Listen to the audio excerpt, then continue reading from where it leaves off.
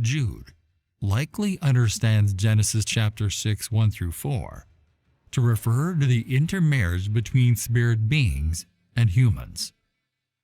Jude 6 tells of angels who did not stay within their position of authority, but left their proper dwelling. Unless Jude is referring to an unknown event, he appears to be referring to the angels who left heaven to live on earth in Genesis chapter 6, verses 1 through 4. These arguments support the traditional view that the sons of God mated with human women and gave birth to the Nephilim. Though this may appear strange to modern ears, the same could be said for the entire Bible. Truth is stranger than fiction, and the world God has created is far from what we commonly believe. The sons of God saw the daughters of men. It is more accurate to see the sons of God as either demons, angels in rebellion against God, or uniquely demon-possessed men, and the daughters of men as human women. Jude 6. And angels who did not keep their own designated place of power, but abandoned their proper dwelling place, these he has kept in eternal chains under the thick gloom of utter darkness for the judgment of the great day. Jude 6 also explains what God did with these evil angels. 1 Peter chapter 3 verses 19 through 20 informs us Jesus proclaimed his victory on the cross over them. 1 Peter chapter 3 verses 19 through 20, in which he also went and preached to the spirits now in prison, who once were disobedient, when the great patience of God was waiting in the days of Noah, during the building of the ark, in which a few, that is, 8 persons, Noah's family, were brought safely through the water. As can be seen, Satan is much more than a red figure with horns and a pitchfork. He is an ancient being with real spiritual power, which he uses for evil and selfish ends. He is particularly hostile to Christians and seeks their annihilation. So here are 3 crucial truths to keep in mind as we navigate that spiritual reality. It is a grave error to regard God and the devil as polar opposites.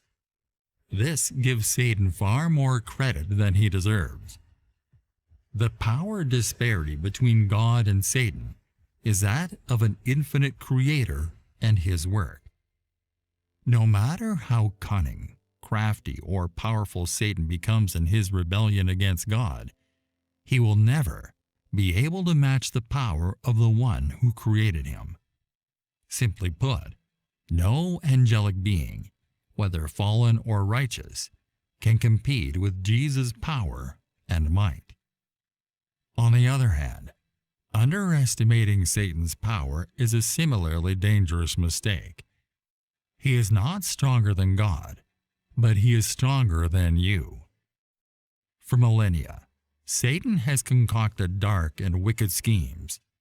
He's a skilled liar and manipulator, with power unrivaled by any mortal human. But while we should be wary of Satan, we do not need to fear him. We don't even know what his real name is. That, I believe, is by design. It's a subtle hint that he's not even a big enough threat to God to warrant knowing his name. Satan's defeat was foretold from the beginning. We can see the end from the beginning in the first chapters of Genesis. God declares the serpent defeated, even after he successfully leads Adam and Eve astray. Here is what God has to say to the serpent. And we see this promise fulfilled in Jesus' sacrifice. Despite being dealt a fatal blow, Jesus crushed the serpent's head as he gave up his spirit. And we eagerly await the day when this promise will be fully realized. Stay prepared for spiritual warfare. Many of us raised in modern times are frequently blinded to spiritual realities and unseen forces at work. We learned about them from books. We talk about them. However, few of us actually participate in them. In doing so, we may expose ourselves to spiritual attack. The quickest way to lose a battle is to be unaware that you are engaged in one. Jesus' power is far more than words on a page and hope for after we die. Every day, spiritual battles rage all around us. If we are to be effective spiritual warriors, we must lean into prayer, tune our hearts to the very real presence of God, and cultivate discernment as we seek to do our Father's work. Our adversary is formidable, but our God is even more so. A spiritual war is going on right now that affects everyone on the planet. It is a clash between two kingdoms. One kingdom is led by Almighty God, the Prince of Peace, while the other is led by Satan, the Prince of the power of darkness. A spirit world surrounds us, far more populous, powerful, and resourceful than our own visible world of human beings. Spirits, both good and evil, make their way through our midst. They move from place to place with lightning speed and silence. They live in the airspaces around us. Some we know care about our well-being, while others are out to get us.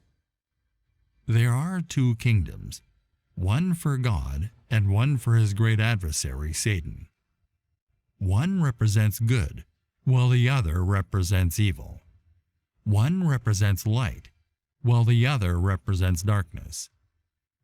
One represents blessings, and the other represents curses. One represents life, while the other represents death.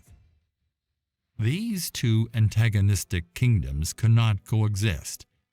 They are at odds.